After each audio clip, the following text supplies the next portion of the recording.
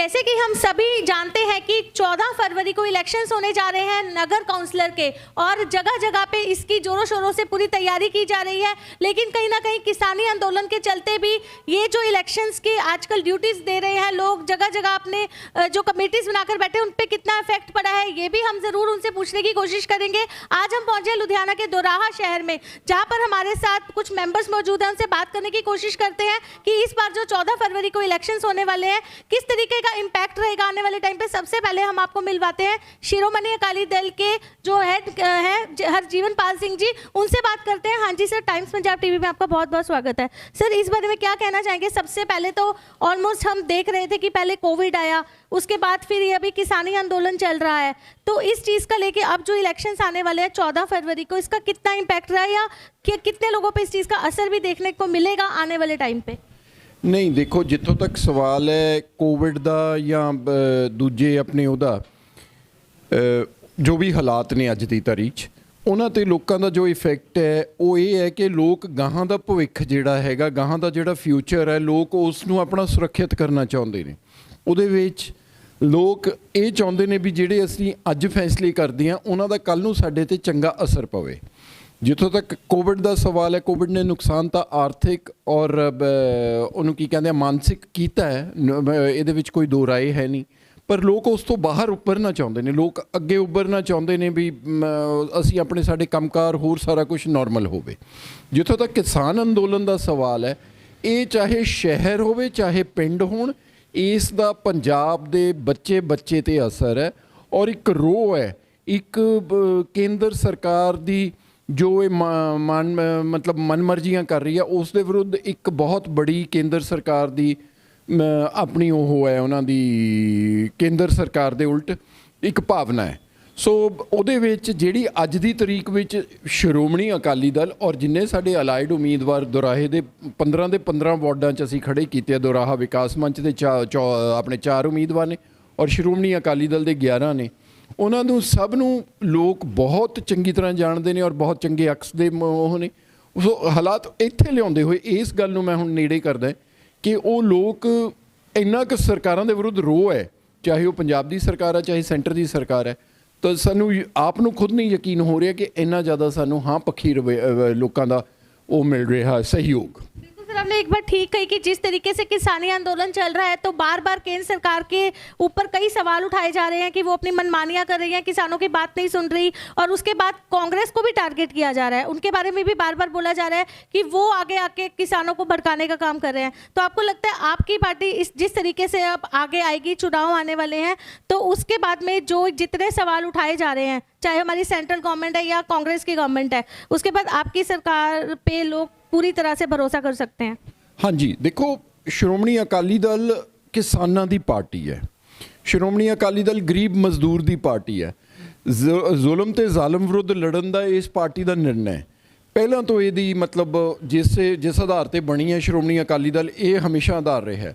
ਔਰ ਸਾਡੇ ਵਰਗੇ ਖੁਦ ਮਤਲਬ 75 ਸਾਲਾਂ ਤੋਂ ਸਾਡੇ ਵਰਗਿਆਂ ਦੇ ਪਰਿਵਾਰ ਇਸ ਪਾਰਟੀ ਨਾਲ ਜੁੜੇ ਹੋਏ ਨੇ। ਔਰ ਮੈਨੂੰ ਇਸ ਚੀਜ਼ ਵਿੱਚ ਕੋਈ ਝਿਜਕ ਨਹੀਂ ਹੈ ਕਿ ਹਰ ਤਰ੍ਹਾਂ ਦੀ ਅਸੀਂ ਕੁਰਬਾਨੀ ਪਾਰਟੀ ਲਈ ਦਿੱਤੀ ਹੈ ਔਰ ਪਾਰਟੀ ਨੇ ਹਮੇਸ਼ਾ ਪਿਆਰ ਸਤਿਕਾਰ ਦਿੱਤਾ ਹੈ। ਸੋ ਜਿੱਥੋਂ ਤੱਕ ਲੋਕਾਂ ਦਾ ਦੁਬਾਰਾ ਪਾਰਟੀ ਦੇ ਨਾਲ ਜੁੜਨ ਦਾ, ਦੁਬਾਰਾ ਨਹੀਂ, ਲੋਕ ਟੁੱਟੇ ਹੀ ਨਹੀਂ ਹੈ ਪਾਰਟੀ ਦੇ ਨਾਲੋਂ। ਦੂਜੀ ਗੱਲ, ਜੋ ਪੰਜਾਬ ਵਿੱਚ ਕਾਂਗਰਸ ਸਰਕਾਰ ਹੈ ਜਾਂ ਜੋ ਪੰਜਾਬ ਵਿੱਚ ਕਾਂਗਰਸ ਸਰਕਾਰ ਨੇ ਦੁਰਾਹੇ ਵਰਗੇ ਛੋਟੇ ਛੋਟੇ ਸ਼ਹਿਰਾਂ ਵਿੱਚ ਇੱਥੇ ਦੇ ਛੋਟੇ ਛੋਟੇ ਵਾਰਡਾਂ ਨੂੰ ਉਹ ਸਮਝ ਹੀ ਨਹੀਂ ਸਕੀ, ਉਹਨਾਂ ਦੇ ਕੰਮ ਹੀ ਨਹੀਂ ਕਰ ਸਕੀ। ਔਰ ਵਾਰਡਾਂ 'ਚ ਕੰਮ ਵੀ ਤਾਂ ਬਿਲਕੁਲ ਸਾਦੇ ਹੁੰਦੇ ਨੇ, ਗਲੀਆਂ ਨਾਲੀਆਂ, ਅੰਡਰਗਰਾਊਂਡ ਸੀਵੇਜ, ਪਾਣੀ ਦੀ ਸਪਲਾਈ, ਸਫਾਈ, ਉਹ ਸਟਰੀਟ ਲਾਈਟਾਂ, ਉਹ ਵੀ ਕਾਂਗਰਸ ਸਰਕਾਰ ਉਸ ਵਿੱਚ ਬਹੁਤ ਭਾਰੀ ਉਹਦੇ ਨਾਲ ਨਾਕਾਮ ਰਹੀ ਹੈ। ਜੋ ਵੀ ਇੱਥੇ ਪੰਜਾਬ ਦੇ ਵਿੱਚ ਤਰੱਕੀ ਹੋਈ ਹੈ ਉਹ ਸਾ ਪ੍ਰਕਾਸ਼ ਸਿੰਘ ਬਾਦਲ ਦੀ ਸਰਕਾਰ ਹੇਠ ਹੋਈ ਹੈ, ਸਾ ਸੁਖਬੀਰ ਸਿੰਘ ਬਾਦਲ ਦੀ ਸੋਚ ਅਨੁਸਾਰ ਹੋਈ ਹੈ, श्रोमणी अकाली दल की सरकार हेठ हुई है। बहुत बड़ी बात कही आपने। अब हम आपको मिलवाना चाहेंगे यहाँ के कैंडिडेट से, वार्ड नंबर 14 से जो खड़े होने जा रहे हैं इस बार इलेक्शंस में, सरबजीत सिंह सेठी जी, उनसे बात करने की कोशिश करते हैं कि इस बार जिस तरीके से वो इलेक्शंस में खड़े होने वाले हैं तो वो अपने एरिया के लिए किस तरीके से आगे लोगों के काम आएंगे। हाँ जी सर, आपका भी बहुत बहुत स्वागत है टाइम्स पंजाब टीवी में। सर, आप क्या कहना चाहेंगे इस बारे में? जिस तरीके से हमने पहले भी बताया कि बार बार टारगेट किया जा रहा है आजकल कांग्रेस को भी और हमारी सेंट्रल गवर्नमेंट को भी, क्योंकि ये जो किसानी आंदोलन चल रहा है उसमें आप इस बारे में क्या सोचते हैं कि किसानी आंदोलन जो अब चल रहा है अभी तक कुछ पता नहीं है कितना लंबा जाएगा, तो आपको लगता है इन इलेक्शन पे इसका कोई असर होगा? मैं ਵਾਰਡ ਨੰਬਰ 14 ਤੋਂ ਸ਼੍ਰੋਮਣੀ ਅਕਾਲੀ ਦਲ ਦੀ ਟਿਕਟ ਤੋਂ ਲੜ ਰਿਹਾ। ਜਿਹੜਾ ਕਿਸਾਨਾਂ ਵਾਲਾ ਮੁੱਦਾ, ਸ਼੍ਰੋਮਣੀ ਅਕਾਲੀ ਦਲ ਜਿੰਨੀ ਦੇਰ ਮਰਜ਼ੀ ਲੰਬਾ ਸੰਘਰਸ਼ ਚੱਲੇ, ਸਾਡੀ ਪਾਰਟੀ ਕਿਸਾਨਾਂ ਨਾਲ ਪੂਰੀ ਚਟਾਨ ਵਾਂਗ ਖੜੀ ਆ। ਜੇ ਸਹਿਯੋਗ ਦੀ ਲੋੜ ਹੋ, ਸਾਡੀ ਪਾਰਟੀ ਸ਼੍ਰੋਮਣੀ ਅਕਾਲੀ ਦਲ ਕਿਸਾਨਾਂ ਨੂੰ ਪੂਰਾ ਸਹਿਯੋਗ ਕਰੂ। ਬਾਕੀ ਜਿਹੜੀ ਆ ਗਈ ਚੋਣ ਦੀ ਗੱਲ, ਉਹ ਅਸੀਂ ਇੱਥੇ ਸ਼ਹਿਰ ਦੇ ਕਈ ਮੁੱਦੇ ਨੇ, ਜਿਵੇਂ ਪਾਣੀ ਦੀ ਨਿਕਾਸੀ, ਸੀਵਰੇਜ, ਇੱਦਾਂ ਦੇ ਕਈ ਮੇਨ ਮੁੱਦੇ ਹੈਗੇ ਜਿਨ੍ਹਾਂ ਨੂੰ ਟਾਰਗੇਟ ਕਰਕੇ ਅਸੀਂ ਲੜਾਈ ਕਰ ਰਹੇ ਹਾਂ। ਔਰ ਦੇਖੋ, ਜੇ ਪਬਲਿਕ ਫਤਵਾ ਦਿੰਦੀ ਆ, ਸਾਰਿਆਂ ਨਾਲ ਪਹਿਲਾਂ ਅਸੀਂ ਜਨਤਾ ਦੀ ਉਸ ਉਮੀਦ ਤੇ ਖਰੇ ਉਤਰਾਂਗੇ। एक चीज़ हम आपसे पूछना चाहेंगे, जैसे हमें सर ने पहले भी बताया कि इस एरिया में जितने टाइम से क्या काम रुका हुआ है, कितना काम पेंडिंग है, वो आपके सामने है कि लोग भी काफ़ी परेशान है। जैसे आपने बताया सीवरेज की प्रॉब्लम चल रही है, कुछ भी, तो आपको लगता है कि जब इलेक्शंस का टाइम सामने आता है तभी सारी ऑपोजिट पार्टीज भी सामने आके एक दूसरे को टारगेट करने लग जाती हैं? नहीं, ये पानी की समस्या तो दराहे तो बहुत देर की समस्या। देखो, इतने ज़्यादा टाइम कांग्रेस पार्टी काबज रही है। पिछले 2007 तो 2008 तो 2013 तक श्रोमणी कमेटी मतलब कमेटी ਦੇ श्रोमणी अकाली दल साडी सीगी काबज। बहुत विकास होए ने, ट्रीटमेंट प्लांट लगे ने। ਜਦੋਂ ਕਾਂਗਰਸ ਦੀ मतलब ਬਦਲੀ ਹੈ ਸਰਕਾਰ, ਬਦਲਣ ਤੋਂ ਬਾਅਦ ਸਾਰੇ ਕੰਮਾਂ ਤੇ ਰੋਕ ਲੱਗ ਗਈ, ਕਿਸੇ ਵੱਲ ਵੀ ਖਿਆਲ ਨਹੀਂ ਕੀਤਾ ਗਿਆ।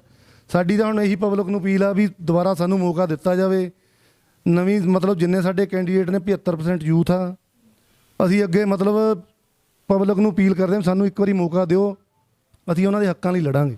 तो बहुत अच्छी बात की आपने। जिस तरीके से अब हम देख रहे हैं कि आपने जैसे बताया कि हर यूथ सामने आके तैयार है, क्योंकि अब सभी को समझ आ चुकी है कि हमने अपने एरिया में क्या क्या डेवलपमेंट देखना चाहते हैं लोग। तो अब जैसे आप देख सकते हैं कि अभी जैसे हमने बताया कि पीछे कोविड आया तो मोदी सरकार ने काफ़ी बार आगे आके अपनी मन की बात मोदी जी ने कही। उन्होंने यह भी कहा कि इंडिया कम्प्लीटली डिजिटल कर देना चाहिए, लेकिन उन्होंने कभी उस एरिया को टारगेट नहीं किया, उस छोटे इश्यूज़ को, सोशल इश्यूज़ को नहीं उठाया जहाँ पे काम करना बहुत ज़रूरी है। तो आपको लगता है कांग्रेस सरकार से हटके या आप मोदी सरकार जी से हटके आपकी जो गवर्नमेंट आगे आएगी, आगे जो इलेक्शंस होने वाले हैं, उनमें किस तरीके के आप यहाँ पे अपने एरिया में काम करवाएंगे आने वाले टाइम पे? ਤੁਸੀਂ ਰਿਕਾਰਡ ਕੱਢ ਲਓ 10 ਸਾਲ ਦੇ, 2007 ਤੋਂ ਲੈ ਕੇ 17 ਤੱਕ ਸ਼੍ਰੋਮਣੀ ਅਕਾਲੀ ਦਲ ਬੀਜੇਪੀ ਨਾਲ ਸਾਂਝੀ ਸਰਕਾਰ ਪੰਜਾਬ 'ਚ ਰਹੀ ਆ।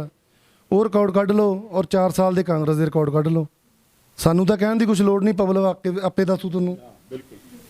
तो लोग भी आपके पास जिस तरीके से अपनी प्रॉब्लम्स लेके आते हैं, तो आप उनको किस तरीके का आश्वासन देते हैं कि आप पूरे तरीके से उनके साथ खड़े हैं और आने वाले टाइम पे अगर ये इलेक्शंस आपके हक में जाते हैं तो आप किस तरीके के काम कराएंगे उनके लिए? ਦੇਖੋ, ਅਸੀਂ ਆਪਣੀ ਪਰਸਨਲ ਪਾਵਰ ਨਾਲ ਜਿੰਨੇ ਕੰਮ ਹੁੰਦੇ ਨੇ ਪਬਲਿਕ ਦੇ ਕਰਾ ਵੀ ਰਹੇ ਹਾਂ ਜੀ। ਜਦੋਂ ਅਸੀਂ ਸੱਤਾ 'ਚ ਆ ਗਏ ਜਾਂ ਸਾਡੀ ਸਰਕਾਰ ਆ ਗਈ, ਅਸੀਂ ਆਪਣੇ ਸ਼ਹਿਰ ਵਾਸੀਆਂ ਦੀਆਂ ਉਮੀਦਾਂ ਦੇ ਬਿਲਕੁਲ ਖਰਾ ਉਤਰਾਂਗੇ। ਇਕੱਲੇ ਇਹ ਨਹੀਂ ਮੈਂ ਆਪਣੇ ਵਾਰਡ ਦਾ ਕੰਮ ਕਰਾਊਂ, ਮੈਂ 14 ਨੰਬਰ ਦਾ ਕੈਂਡੀਡੇਟ ਹੋਣ ਦੇ ਨਾਤੇ ਸ਼੍ਰੋਮਣੀ ਅਕਾਲੀ ਦਲ ਦਰਾਹਾ ਸ਼ਹਿਰੀ ਦਾ ਪ੍ਰਧਾਨ ਵੀ ਹੈ, ਠੀਕ ਹੈ ਜੀ। ਔਰ ਮੇਰੀ ਡਿਊਟੀ ਬਣਦੀ ਹੈ ਸਾਰੇ ਸ਼ਹਿਰ ਨੂੰ। ਸਾਡੀ ਜੇ ਸਰਕਾਰ ਆਉਂਦੀ ਹੈ ਕੱਲ੍ਹ ਨੂੰ, ਲੋਕ ਫਤਵਾ ਦਿੰਦੇ ਨੇ, ਅਸੀਂ ਸਾਰੇ ਵਾਰਡਾਂ 'ਚ ਛੋਟੇ ਪਹਿਲੂ ਵੱਡੇ ਜੋ ਵੀ ਆ ਸਾਰੇ ਪਹਿਲ ਦੇ ਆਧਾਰ ਤੇ ਕੰਮ ਹੋਣਗੇ ਜੀ। ਪਬਲਿਕ ਨੂੰ मतलब ਕੋਈ ਨਿਰਾਸ਼ਾ ਨਹੀਂ ਹੋਊ ਸਾਡੇ ਤੋਂ। जिस तरीके से इस बार सेंट्रल गवर्नमेंट किसानी आंदोलन के चलते या हमारी कांग्रेस के ऊपर जितने भी निशाने साधे जा रहे हैं, तो आप क्या अपनी तरफ से लोगों से क्या अपील करना चाहेंगे? क्योंकि आजकल हर यूथ, हर आम जनता जिस तरीके से किसानी आंदोलन से जुड़ती चली जा रही है, तो हम कह सकते हैं एक सच बोलने की लहर सामने आ चुकी है। हर इंसान आजकल सच बोलने के लिए तैयार खड़ा है पूरी बुलंद आवाज़ में। तो आप अपनी तरफ से क्या अपील करना चाहेंगे? ਤਾਂ ਤੁਹਾਨੂੰ ਪਹਿਲਾਂ ਵੀ ਸਪਸ਼ਟ ਕਰ ਚੁੱਕਿਆ ਜੀ ਵੀ ਜਿਹੜੀ ਸਾਡੀ ਸ਼੍ਰੋਮਣੀ ਅਕਾਲੀ ਦਲ ਸਾਡੀ ਪਾਰਟੀ ਆ, ਕਿਸਾਨਾਂ ਨਾਲ ਦੇਖੋ ਅਸੀਂ ਸਾਰਿਆਂ ਨਾਲ ਪਹਿਲਾਂ ਬੀਬਾ ਜੀ ਨੇ ਮੰਤਰੀ ਪਦ ਦਾ ਉਹਦਾ ਛੱਡਿਆ, ਫਿਰ ਅਸੀਂ ਅਲਾਈਅੰਸ ਤੋੜਿਆ ਉਹਨਾਂ ਨਾਲ, ਫਿਰ ਅਸੀਂ ਖੁੱਲ੍ਹ ਕੇ ਸਮਰਥਨ ਕੀਤਾ, ਚਾਹੇ ਉਹ ਧਰਨਿਆਂ, ਚਾਹੇ ਰੈਲੀ ਆ, ਚਾਹੇ ਜੋ ਵੀ ਆ, ਚਾਹੇ ਉਹ ਦੇਖੋ ਦਿੱਲੀ ਕਮੇਟੀ ਸਾਡੀ ਲੰਗਰ ਦੀ ਸੇਵਾ 'ਤੇ ਲੱਗੀ ਹੋਈ ਆ। ਹੁਣ ਵੀ ਜਿੰਨਾ ਤੱਕ ਮਰਜ਼ੀ ਲੰਬਾ ਸੰਘਰਸ਼ ਚੱਲੇ, ਸ਼੍ਰੋਮਣੀ ਅਕਾਲੀ ਦਲ ਚਟਾਨ ਵਾਂਗ ਕਿਸਾਨਾਂ ਨਾਲ ਖੜੀ ਆ ਅਤੇ ਖੜੀ ਰਹੂਗੀ। थैंक यू सर अपना टाइम हमें देने के लिए। तो आपने देखा यह थे हमारे साथ दुराहा के वार्ड नंबर 14 के उम्मीदवार कैंडिडेट जो इस बार नगर काउंसिल के इलेक्शंस में खड़े होने जा रहे हैं अकाली दल की तरफ से। और उन्होंने लोगों को यह आश्वासन दिया कि उन्होंने यह बताया कि जितना भी यहाँ का यूथ है वो उनके साथ जुड़ चुका है, उनके सपोर्ट कर रहा है। और उन्होंने यह भी कहा कि आने वाले टाइम पे जितनी भी जहाँ की जो इनके एरिया की डेवलपमेंट बाकी है, पेंडिंग रह गई है, जो कांग्रेस की तरफ से नहीं पूरी की गई, उस पर वो पूरे खड़े उतरेंगे, पूरा काम कराएंगे अपने एरिया का। तो अब देखते हैं आने वाले चुनाव पे किसानी आंदोलन चल रहा है उसका क्या कितना असर देखने को मिलता है। कैमरामैन अमनदीप के साथ शिप्रा पसरीजा, टाइम्स पंजाब टीवी।